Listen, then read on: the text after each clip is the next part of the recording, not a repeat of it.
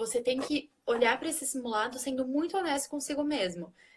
Você vai pegar todos os seus erros e, eu assinalei a B, mas a resposta certa era A. Então você tem que ver por que você achou que a B era a resposta certa e por que você não sabia que a A era certa. Você tem que olhar exatamente isso com todas as que você errou.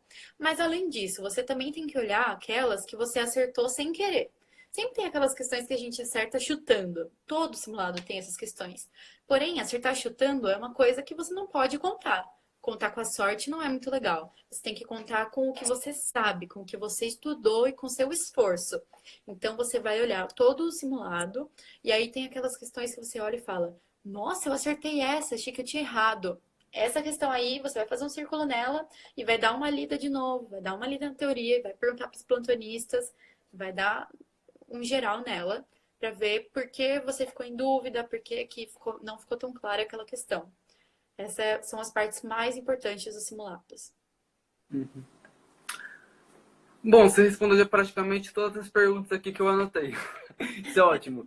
E como que você fez para ter essa evolução de notas? Que eu até lembro, enfim, uma vez você comentou a quantidade de acertos que você conseguiu evoluir de um simulado para outro. Aí como que você conseguiu evoluir, assim, a quantidade de acertos? Eu acho que, assim, a questão de evolução de acertos é uma união de coisas, né? Então, Uhum. primeiro que essa evolução de acertos muito grande aconteceu nesse último ano de cursinho. Então, se você pensar, eu comecei o ano num estado emocional muito baixo, porque teve Aham. toda aquela questão de eu achei que ia ter passado no Unicamp, e acabou não dando. Então, eu comecei o ano muito triste, eu comecei o ano mal, que eu não tava com muita vontade de fazer nada. E isso foi evoluindo. Então, comecei a usar essa tristeza como motivação, ao invés de ficar triste, eu comecei a pensar, se eu não conseguir esse ano é porque é para se eu não consegui ano passado, é porque é para esse ano que vai dar. E Uhum. além disso, eu comecei a utilizar essas técnicas, que foi um professor meu que ensinou, inclusive, de pensar no dia da minha aprovação, de fazer o meu cronograma semanal, de fazer aquela quantidade de exercícios por semana. E aí, isso já deu um aumento, já fiquei, uou, aumentou um pouco. E aí Uhum. eu fui sentindo, se eu fizer isso no simulado, eu acho que eu fico mais confortável. Mas assim, o que deu o maior aumento, assim, foi eu ir alternando as matérias. Foi o que me deixava melhor para fazer prova, que foi a estratégia que eu usei para fazer todas as provas, foi fazer, eu fazia 5 questões de uma matéria mais de humanas e 5 questões de uma matéria mais de exatas e ia alternando. Sempre assim, eu fazia a prova alternando. Porque às vezes seu cérebro se acostuma, você está fazendo muito humano, seu cérebro meio que dá uma desligada, porque ele está Aham. acostumado a ficar lendo, lendo, lendo, lendo, ele meio que para de se ligar com pegar as entrelinhas, pegar pegadinhas, sabe? Essas coisas assim. Então, Sim. quando você está constantemente mudando entre ler e fazer contas, seu cérebro não desliga. Eu Aham. saía da prova, todo mundo sai da prova assim, ai, nossa, eu tô morta. Eu saía da prova assim. Parece que eu tava, tipo, podia correr uma maratona naquela hora, Ah, porque eu tava ligadaça. Tipo, eu tava o tempo todo com o cérebro em funcionamento e isso foi uma coisa muito boa pra mim. Claro que pode ter gente que não se acostuma com isso, mas isso foi uma coisa que fez meu. Eu lembro que de um simulado pro outro eu aumentei 15 pontos, assim. Foi tipo uma mudança extrema na minha nota que me ajudou muito. bom. Bom, basicamente isso, né? Você melhorar sempre o seu desempenho, saber mensurar onde está errando, porque está errando e corrigir, né? Como você comentou. E também, como eu falei agora anteriormente, quando você concilia o seu estado emocional com esse desempenho, com essas estratégias agora para a prova, para o simulado, para o exercício, você consegue exponenciar aí seus acertos, consegue aprender mais fácil, fazer as questões mais rápido e também memorizar com muito mais facilidade, tá, gente?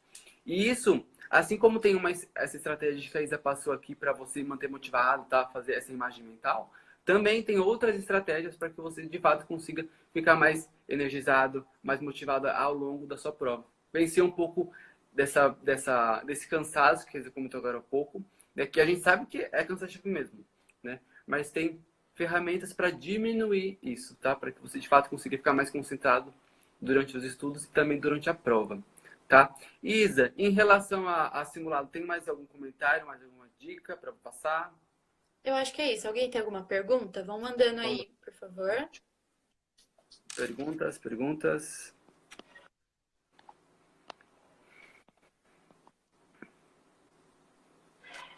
Opa.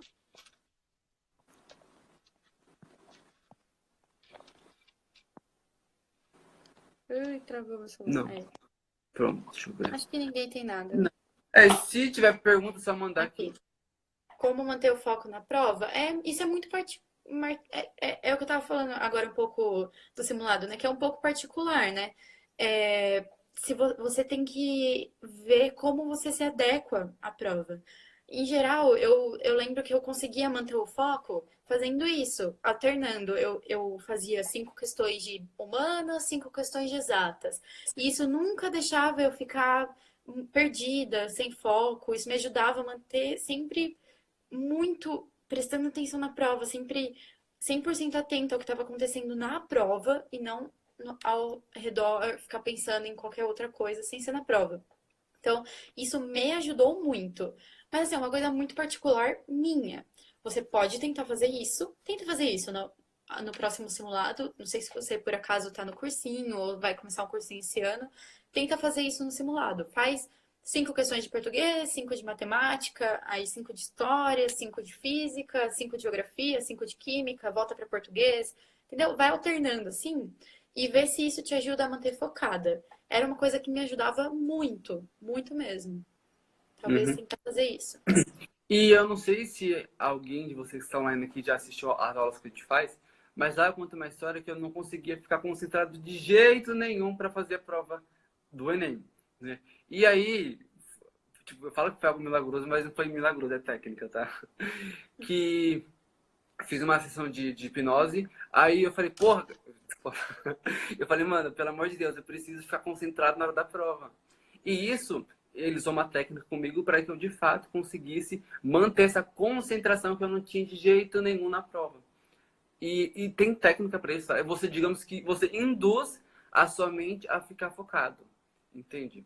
Assim, porque no estado que você está hoje, você está induzindo de forma inconsciente a ficar desfocada, a ficar dispersa, a ficar prestando atenção em outras coisas. Obviamente, isso se você não tiver alguma deficiência como déficit de atenção, enfim, qualquer outra. Mas sim, a gente consegue induzir a nossa mente para ficar concentrada ali no momento que a gente quer. Inclusive, eu já esses dias atrás, eu postei aqui nos stories comentando que eu utilizo técnicas para tipo, sair da preguiça, sair da desmotivação, enfim, da procrastinação.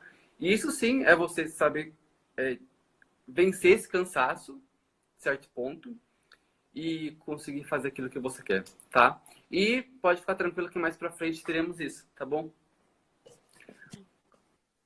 Bom, acho que é isso. Aí, se alguém tiver mais alguma pergunta, qualquer dúvida, manda aqui no direct, pode chamar no WhatsApp. Também tem o nosso grupo no Telegram, no WhatsApp, e também tem a mensagem, você pode receber nossos conteúdos exclusivos lá no Messenger. E no link da bio tem um link, e lá você pode escolher onde você quer receber a mensagem.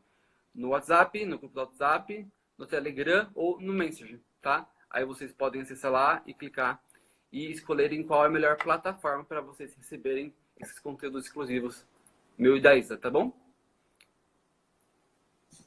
Então, foi isso. Um beijão.